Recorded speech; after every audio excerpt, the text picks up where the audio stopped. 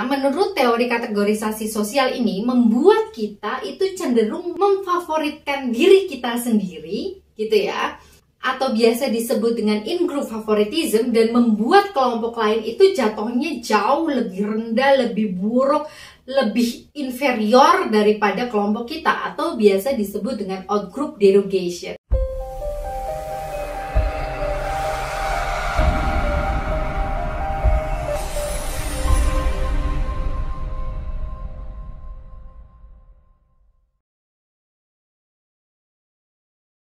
Bismillahirrahmanirrahim. Assalamualaikum warahmatullahi wabarakatuh. Alhamdulillah bertemu lagi dengan saya Destina Religia Mujahidah di channel Emak Bangsa.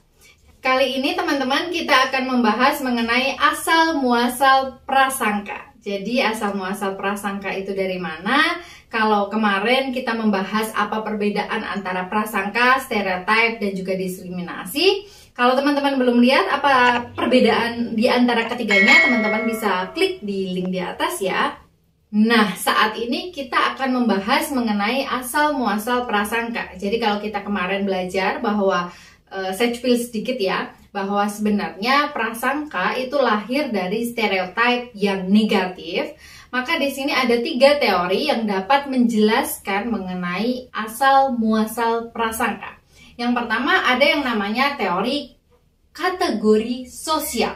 Jadi teman-teman, teori kategori sosial ini bisa membuat seseorang itu mengkategorikan dirinya ke dalam satu kelompok sosial tertentu. Misalnya, saya cewek, dia cowok misalnya. Atau kategorinya berdasarkan jenjang pendidikan. Saya sarjana dong, dia kan cuma SMA gitu. Itu adalah contoh dari kategorisasi sosial. Dan sebenarnya teman-teman, kategorisasi sosial ini nantinya akan membuat stereotip negatif, prasangka, dan bisa berlanjut ke diskriminasi loh. Kok iya? Iya dong bisa. Karena apa? Karena menurut teori kategorisasi sosial ini membuat kita itu cenderung memfavoritkan diri kita sendiri, gitu ya, atau biasa disebut dengan in-group favoritism, dan membuat kelompok lain itu jatuhnya jauh lebih rendah, lebih buruk, lebih inferior daripada kelompok kita, atau biasa disebut dengan out-group derogation. Begitu teman-teman. Jadi bisa timbul konflik teman-teman ketika kita mudah mengkategorikan satu sama lain. Gitu. Jadi bukan bineka tunggal ika, tetapi aku orang Jawa, dia orang Sunda, dia orang Maluku, dia kulit hitam, aku kulit putih. Itu bisa menimbulkan konflik, sadar maupun tidak. Sedikit demi sedikit akan bisa seperti itu. Jadi jangan sampai teman-teman. Ingat deh Al-Hujurat ayat 11 apa? Bahwa sebenarnya teman-teman yang membedakan kita itu cuma masalah ketakwaan kok. Jadi jangan sampai kita itu membanding-bandingkan diri kita dengan orang lain berdasarkan misalnya jenjang pendidikan, jenis kelamin, warna kulit misalnya. Enggak, itu nggak adil banget. Nah, kemudian yang kedua itu ada yang namanya realistic conflict teori. Jadi realistic conflict teori itu adalah konflik langsung antar kelompok. Maksudnya seperti apa sih? Ya, jadi antar kelompok A dan kelompok B itu dibuat saingan satu sama lain. Saya kasih contoh misalnya acara 17 Agustus aja deh. Acara 17 Agustus itu misalnya ada lomba antara RT 1 dan RT 2 misalnya. Nah, kemudian RT 1, RT 2 itu saingan, terus lomba, terus misalnya ada lomba makan kerupuk antar RT lah, lomba balap karung antar RT lah, lomba panjat pinang antar RT lah. Kalau kayak gitu terjadi terus-menerus selama 2 bulan misalnya, padahal nggak ada ya sampai 2 bulan, saya kasih contoh ekstrim aja, itu bisa menimbulkan konflik antara RT. Loh, kok bisa kayak gitu? Iya dong, kenapa bisa kayak gitu? Inilah yang disebut realistic conflict theory. Berbeda halnya teman-teman ketika nanti misal kita membuat acara 17 Agustus, itu acaranya kita, kalaupun harus memperlombakan antar RT, kita mix teman-teman. Kita mixnya gimana? Iya, jadi di mix misal kelompok A itu gabungan RT 1 dan RT 2, kemudian kelompok B itu gabungan RT 1 dan RT 2, kemudian mereka ditandingkan. Itu akan lebih bisa meminimalisir konflik teman-teman, daripada RT 1 harus langsung tanding dengan RT 2 gitu. Itu secara teori seperti itu, dan itu bisa dibuktikan loh. Coba aja deh kalian eksperimenkan. Pasti deh itu nanti emak-emaknya pada ada yang ngomong, aduh itu Bapak X itu curang itu, dia kok kayak gitu, nggak boleh kayak gitu, misalnya kayak gitu. Karena ada apa di situ? Di situ ada namanya identitas, teman-teman. Teman-teman, next video mungkin kita akan ngebahas tentang identitas, dan di situ akan lekat sekali dengan apa yang namanya in-group favoritism dan out-group derogation yang tadi sudah saya jelaskan sebelumnya. Insya Allah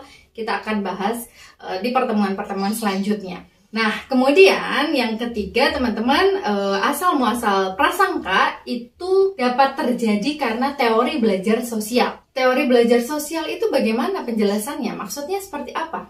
Ya, jadi misal teman-teman, kita belajar berprasangka, bahkan mendiskriminasi orang lain, itu adalah hasil dari pembelajaran kita di kelompok sosial kita.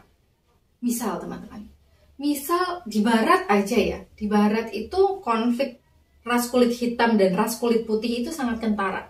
Dan di sana dulu diajarkan bahwa ras kulit hitam itu termarginalkan. Mereka adalah kelompok dari strata bawah, nggak boleh mendapatkan atau nggak boleh memperoleh pendidikan yang layak. Dan itu selalu dilihat di lingkungan sosial seseorang. Anak dari bayi lihat, oh ini dia kulit hitam, oh perlakuan orang-orang ke kulit hitam kayak gini. Maka anak kecil, si bayi polos ini akan belajar dari kecil bahwa dia pun harus melakukan itu ke orang lain yang memang mereka ras kulit hitam. Atau misalnya kita aja deh sendiri teman-teman. Coba kasus Basuki Cahayapurnama misalkan. Kita memang terbiasa untuk memilih sesuatu sesuai dengan in-group kita. Mayoritas rakyat Indonesia adalah seorang muslim, dan di dalam Islam kita itu diperintahkan untuk tidak memilih non-muslim sebagai amir, sebagai pemimpin. Nah, tiba-tiba Pak BTP ini, qadarullah, Allah takdirkan beliau itu mendampingi Pak Jokowi ketika memimpin DKI Jakarta. Oke, sudah, case close di situ. Oke, mungkin ada pro kontra, sedikit pro kontra terkait dengan kepemimpinan Pak Jokowi dan juga Pak BTP. Nah, kemudian kepleset lidahlah Pak BTP. Ketika itu beliau menyebut Al-Maidah ayat 51. Ditambah lagi kepleset lidahnya adalah ketika ada aksi bela Islam, beliau ngomong, tuh semua orang bayaran. Akhirnya itu yang akan memperuncing konflik, teman-teman. Awalnya kita nggak terbiasa dipimpin oleh Tionghoa, ya. Kemudian kita juga tidak terbiasa dipimpin oleh non-muslim. Bahkan Jakarta, walaupun mungkin kita ada di Klaten misalnya, ada di Solo, di Sukoharjo misalnya, nggak terbiasa dipimpin oleh non-muslim. Tetapi ketika beliau menyenggol Al-Maidah 51, meledaklah itu 212 sampai berjilid-jilid itu. Itu adalah bentuk, ya kalau bisa dibilang diskriminasi kompleks sebenarnya ya teman-teman ya, ke Pak BTP ini, karena memang kasusnya Pak BTP ini karena sudah menyinggung Al-Quran untuk sebagian kaum muslimin begitu, dan juga mengatakan bahwa mereka yang datang di aksi bela Islam itu adalah sebagai orang bayaran gitu. Ya walaupun mungkin memang ada orang bayaran itu, tetapi kan tidak semuanya seperti itu. Dan itu memperuncing masalah, menjadikan in-group favoritism dan out-group derogation itu semakin tinggi. Dan bahkan hingga saat ini teman-teman. Oke, mungkin ada yang namanya cebong, kampret, sampai apalah itu saya juga nggak terlalu ngikutin. Karena jujur pribadi ketika kita terlalu mengikuti hal seperti itu, kita jatuhnya akan lebih mudah mempersepsi dan memprasangka atau memiliki stereotip negatif kepada outgroup. Dan itu nggak baik untuk mental kita, teman-teman. Ya udah, mending kita dengan sesama manusia, nggak harus sesama muslim, sesama manusia kita itu harus saling menghargai gitu. Nggak usah nyubit kalau nggak mau dicubit. Intinya seperti itu aja sih teman-teman. Agar apa? Agar bisa menjaga kerukunan bangsa dan bernegara gitu ya. Nah, itu pembahasan kita terkait dengan asal muasal prasangka. Next video kita akan membahas hal lain. Jika teman-teman ada pertanyaan, boleh tulis di kolom komentar atau DM saya di Instagram This is Emak Bangsa. Di sana terhubung langsung dengan WhatsApp pribadi saya dan juga email maupun Google Scholar saya. Kalau ingin bertanya lebih lanjut dan lebih fast respon. Begitu, bila taufiq wal hidayah. Wassalamualaikum warahmatullahi wabarakatuh.